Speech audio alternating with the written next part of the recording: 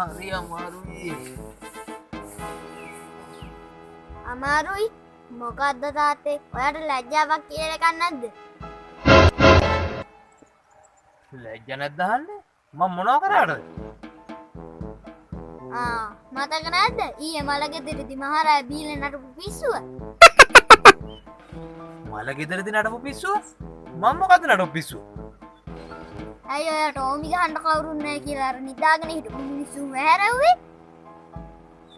හරි ඉතින් එතන ලැජ්ජ වෙන්න තරම් දෙයක් උනේ නෑනේ.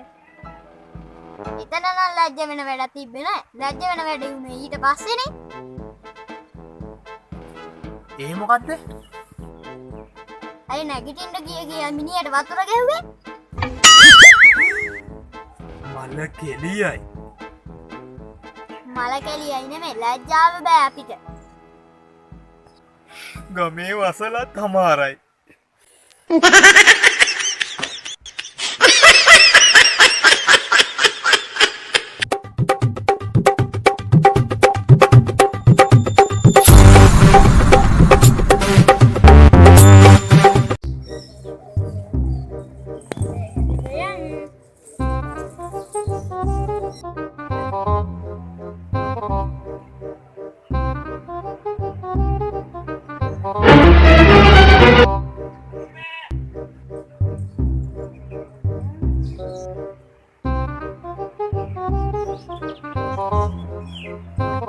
කොහෙද ළමයෝ නහටු බල්ලෙකුත් අරගෙන යන්නේ?